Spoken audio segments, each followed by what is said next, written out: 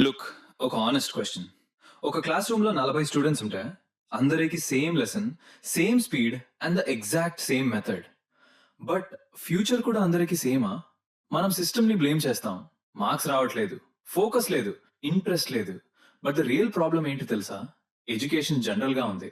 కానీ స్టూడెంట్స్ స్పెసిఫిక్‌గా ఉంటారు. Check this out.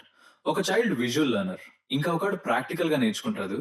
అండ్ ఇంకొకడు స్లో కాదు. జస్ట్ డిఫరెంట్ పేస్ అంతే.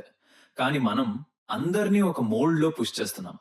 నౌ ఇమాజిన్ చేయండి, ఏఐ ఒక student weakness, strength, interest and speed అన్ని అనలైజ్ చేసి తనకి పర్ఫెక్ట్‌గా సూట్ అయ్యే వేలో నేర్పితే think about it.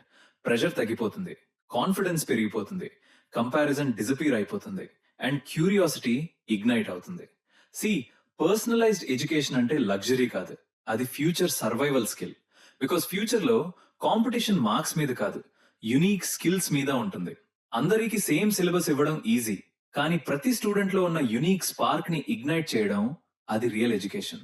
Future ready schools కావాలి అంటే ఫస్ట్ స్టూడెంట్ ని అర్థం చేసుకోవాలి. వన్ సిస్టమ్ ఫర్ ఆల్ కాదు, వన్ పాత్ ఫర్ ఈచ్. అదే పర్సనలైజ్డ్ ఎడ్యుకేషన్ పవర్.